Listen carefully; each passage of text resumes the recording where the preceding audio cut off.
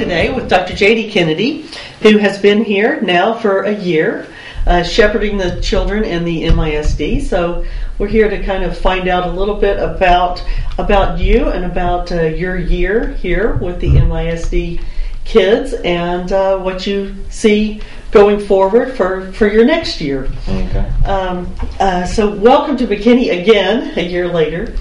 First, I'd like to start off with a bad question, which is, after the weather that we've had, any chance that we will have a waiver, or will we have to make up those school days? I feel like since it was widespread in almost every district in the Metroplex, I don't know of a district that did not shut down last week. I mean, I think it was pretty widespread. I feel like they'll grant the waiver, I really do.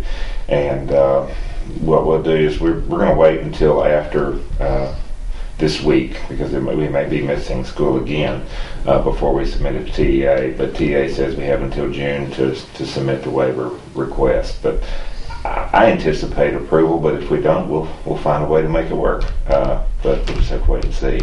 Yeah. So that means we would go to school the 2 weather makeup days, but we would not have to do additional days after school. Exactly. That's exactly what it would do. Okay. They would excuse the rest. And so we're going to have to work out with the staff how we're going to make up time with staff, because staff will be expected to work for the days that they're contracted to work. So we'll have to work that into the schedule and figure out how we're going to do that, and we haven't done that yet. But for the students, we should be able to waive that without any problem. But I may be surprised, they may decide to not grant it, but I anticipate approval. I think it will happen. I know the students are all rooting for you on that one. I guess after being in McKinney for a year, were there some things here that you found that you didn't know you would find when you got here? Some things about the community, anything that surprised you, or that have been an asset to you that you didn't know were here before you got here?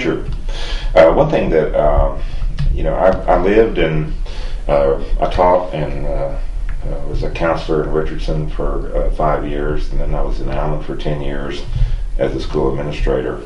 And so I thought I knew McKinney from having lived in those 2 communities, but I really didn't know McKinney.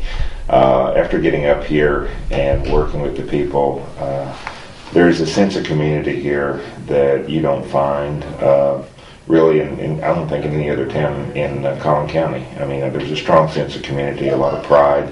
The downtown area, the fact that this is the county seat of Collin County probably has something to do with that. But there's a spirit here of we're going to do everything we can to meet the needs of our kids in this community. The organization 3E and what they do as far as having mentors on a regular basis on some of our schools, and then also the strong REACH program that we have with having 400 mentors in a district our size. That's phenomenal. And, in fact, it's over 400 now. That just shows just how strong the community supports the school system and how strongly they support doing whatever it takes to meet the needs of our students. And so that's a real strength, I think, that we have here that I didn't realize at what level that strength was until I got here and started working here. That's got to make your job easier. Oh, definitely, definitely. You have had some challenges in the first year.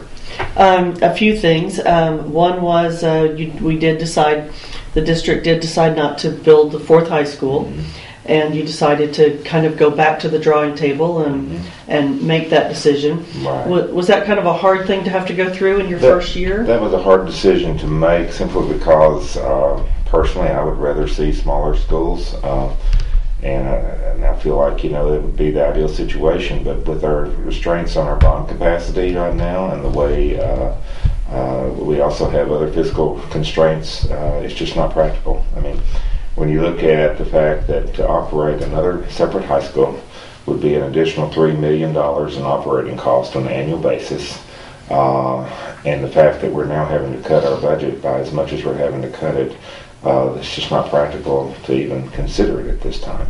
And we're growing at a rate, 500 students a year right now. At the secondary level, we're really feeling some pressure points as far as enrollment, and we can't wait. We've got to do something to meet our needs. And so, in order to meet the needs of our students, we've got to expand our current high schools as far as McKinney High and McKinney North. And, Boyd has done very well with 3,000 students. I mean, they have done a great job, I think, of meeting the needs of the students the best they can. And so McKinney High and McKinney North can accomplish the same thing. Is it ideal? No, I don't think so. But is it what we have to do, considering our financial situation? It's obvious that we didn't have any other choice. We had to do that. That was a challenge, and it's something that we had to make a hard decision on.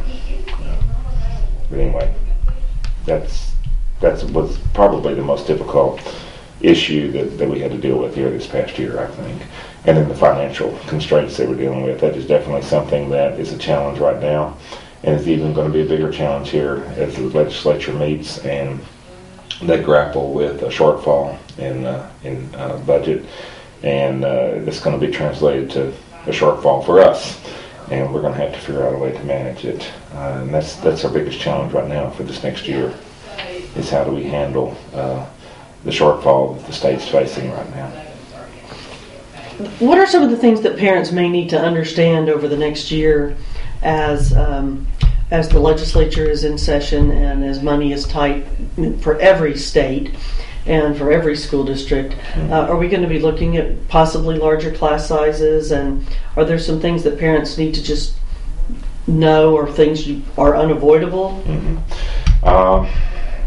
We're going to try to minimize the impact on the classrooms as much as we can, but the fact that we're going to have to cut several $1 million out of our budget, and 80% of our budget's personnel, that translates to having to make some hard decisions, and that does mean we may have to see a slight increase in class size, but we're going to make other cuts first and try to cut in areas that are non-classroom related as much as we can. But I'm strongly committed to having a quality program for our students, and that means not only small classes but also a strong extracurricular program. I think fine arts and athletics are very vital for the atmosphere and the total experience for a student. You look at kids that participate in extracurricular activities, and it helps them develop leadership skills. It helps round them as a person, and we need to still support that as much as we can. And so we're committed not only to trying to keep class sizes down, but also that we'll have quality extracurricular programs. I think it's just vital to the development of children. So it's an issue. It's going to be a challenge.